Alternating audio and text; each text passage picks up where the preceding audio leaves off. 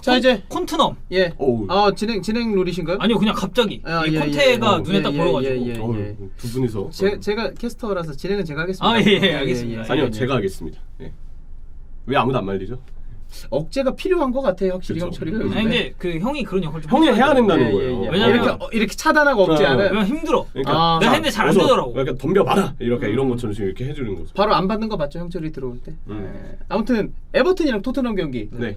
프리뷰를 해야 되는데 일단 상황을 한번 간략하게 설명드리면은 에버튼은 좋지 않고 콘테를 선임한 토트넘은 컨퍼런스 리그에서 승리를 거두면서 에버튼전을 이제 치릅니다. 그렇죠. 근데 사실 본격적인 첫 경기는 이 경기라고 봐야죠. 왜냐면 이 비테스전은 정말 벤치에 앉을 수 있을지 없을지도 좀 모르는 상황이었고 그러다가 이제 훈련 세션도 참가는 했지만 진행은 못했거든요. 그렇죠. 예.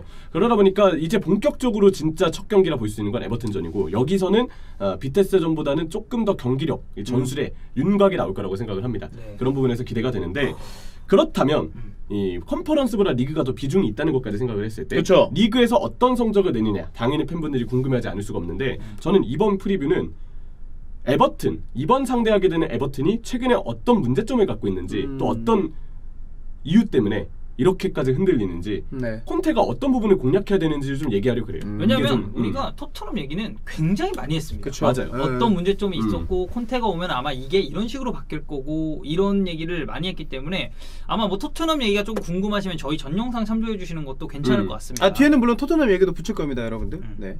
일단 에버튼의 최근 분위기 리그 4경기 무승입니다. 1무 3패 그리고 최근 3연패인데 8실점의 허용이 있었죠. 와포드전의 5실점이 워낙 또 결정적이기 때문에 울브스전은 또 형철이가 중계했어요. 맞아요. 울브스전도 결국은 2실점을 허용했죠. 그렇죠. 자 그리고 토트넘은 사실 리그 2연패입니다. 누누 감독 마지막에 2연패를 당하면서 무득점과 4실점이었거든요. 리그에서의 좀 빈공에 시달렸던 흐름을 깨트려야 될 과제가 있습니다. 이렇게 서로 간에 일단 부진의 흐름 속 만나게 됐는데 네. 에버튼이 조금 더 상황은 심각하다라는 걸 볼 수가 있죠. 에버튼이 부진에 빠진 이유를 이제 좀 봐야 돼요. 아까 얘기했던 것처럼 8실점은 사실 너무하긴 했습니다. 거의 한 경기다 3실점을 허용한 거기 때문에 왜 이렇게 수비가 불안할까? 이에 대해서 이제 정리를 좀 해왔거든요. 일단 베니테즈 하면 떠오르는 게 뭔가요? 베니테즈 이거죠. 이거는 물론이지만 근데 이 동작도 사실 간격 좁혀라 라인 내려라 이 얘기에서부터 이제 나왔던 그 부분이잖아요. 라인 올리고 이제 간격 좁혀라 이 부분에서부터 그렇죠. 이제 나왔던 지시잖아요. 그런 것처럼 기본적으로 베니테즈는 간격을 굉장히 중시합니다. 간격. 네. 또 이제 또 리버풀의 전 감독이었으니까. 그렇죠. 네. 베니테즈 어떻게 생각하나요? 되게 좋아하는 감독이에요. 근데 리버풀 팬들 다 좋아하지 않나요? 그래도? 네, 이렇게 나파법사가 그래도 리버풀에 와서 챔스도 들어주고 그때 스쿼드 생각하면 베니테즈 잘한 거죠. 난 잘한 거라 생각하는데. 투자를 좀 못 받았잖아요. 그리고 이제 약간 이해가 안 되는 선택은 역시 알론소와 베리에 대한 어떤 선택을 꼽지 않을 수가 없는데 뭐 그걸 떠나서 대부분의 해외 축구 팬분들이 입문을 했을 당시에 베니테즈 감독이었을 때가 많았을 그렇지. 거예요. 리버풀 팬들은 베니테스 감독일 때 네. 팬들 사람도 엄청 많을 거예요. 대법사. 제토라인 뭐 이런 것들을 생각했을 때 좀 감성이 많이 자극되죠. 또 이 사람은 리버풀을 되게 좋아하는 감독이기도 하고 아무튼 이 베니테즈는 좁은 간격을 중시하는데 문제는 그만큼 백포를 중앙으로 굉장히 좁게 세웁니다. 네, 수비 간격을 보면 기본적으로 중앙으로 몰려 있거나 한쪽으로 몰려 있는 경우들이 많아요. 이게 문제가 되는 게 뭐냐면 한쪽으로 몰리거나 중앙에만 좁혀져 있으면 측면을 잘 활용하는 팀들에게 공간을 내어주게 됩니다. 그러면은 토트넘이 지난번에 이제 컨퍼런스 리그에서 에메르송이랑 레길론을 이제 윙백으로 두면서 엄청나게 전진시켰거든요. 맞아요.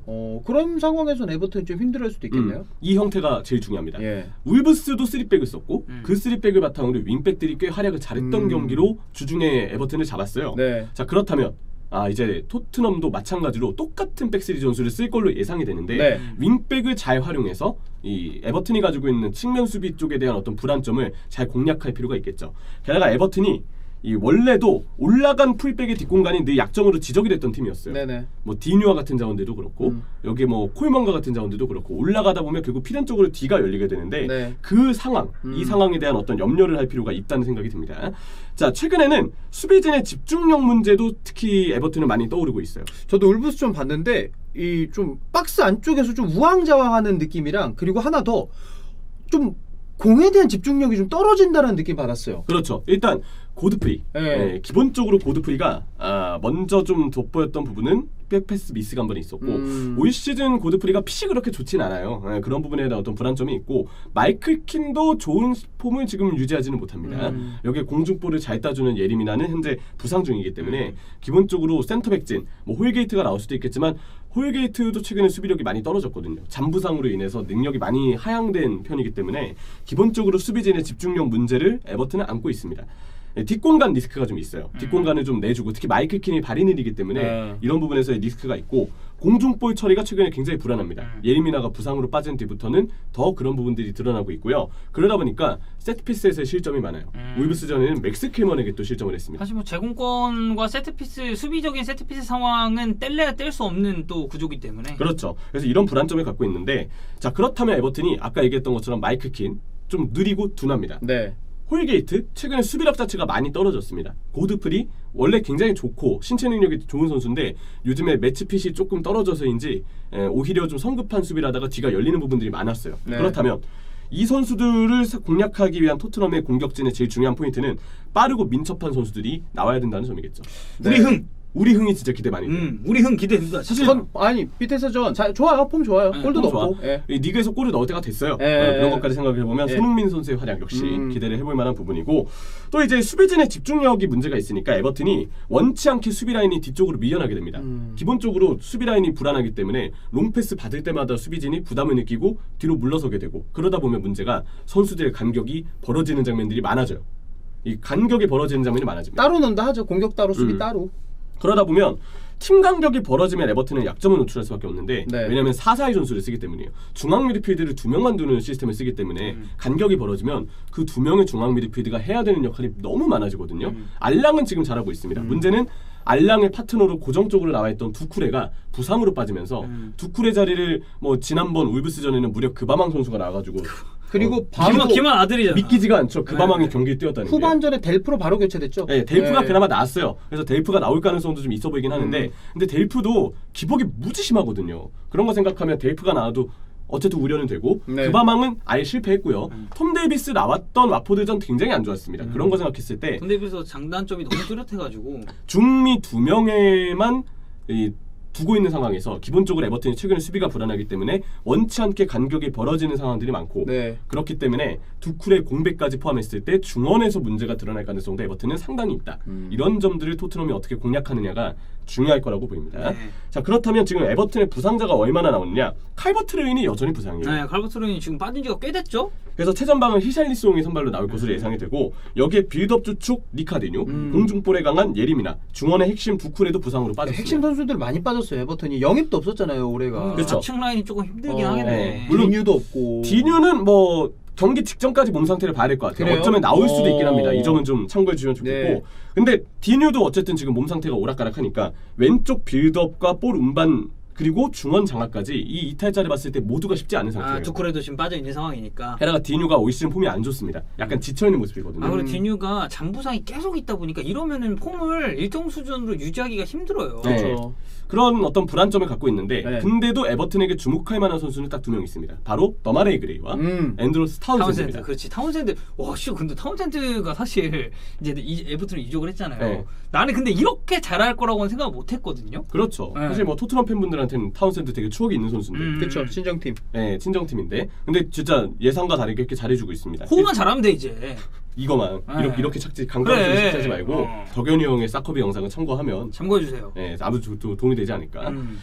타운센드도 그렇고 그레이도 그렇고 아주 강력한 킥을 구사합니다. 그렇죠. 네. 네, 이들을 활용한 역습 축구가 이제 에버튼의 공격 패턴이라고 보시면 되는데 특히나 그레이 선수는 세컨톱 자리에 서서 좌우를 번갈아 가면서 드리블과 킥 능력을 보여주거든요. 기본적으로 공격의 핵심 자원이라고 보시면 되겠고 히샬리송과 그레이 조합이 울브스전에 잘 안 맞았어요. 네. 근데 이 조합은 한 히샬리송이 이제 매치핏을 좀 회복하고 최근에 부상 복귀하고 이제 계속 경기를 이제 조금씩 뛰고 있는 단계이기 때문에 경기를 거듭할수록 그레이와 히샬리송의 호흡은 나아질 거라고 보이거든요. 자 그렇다면 이들의 호흡이 조금 더 좋아졌을 때 토트넘전에는 울브스전보다 이 둘이 조금 더 위협적으로 나올 가능성도 있을 것이다. 그리고 타운센드가 가진 수비 가담과 드리블 능력, 킥 한 방을 역시나 주목할 필요가 있을 거라고 보입니다. 상대 전적을 보겠습니다. 네. 지난 시즌 맞대결은 3경기 2승 1무로 에버튼이 우위였어요.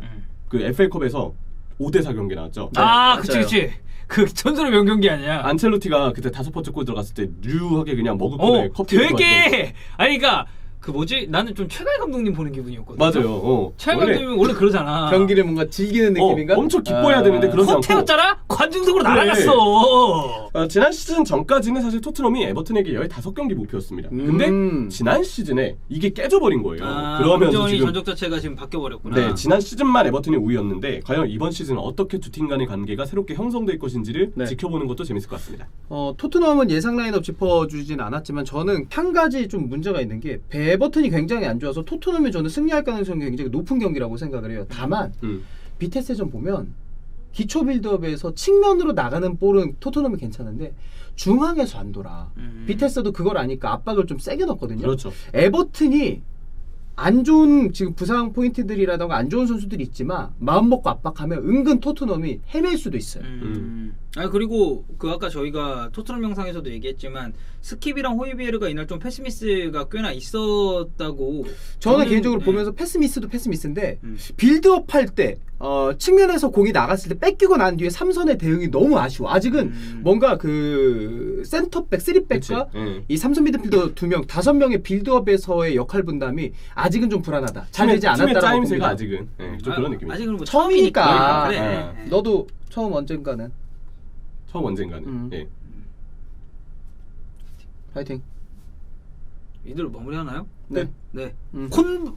씨발. 뭐야? 야, 끝내. 콘트넘과 이 그냥 베트남이라고 하는데 콘트넘과 베버튼의 경기. 그렇죠. 예. 역시 캐스터야. 예.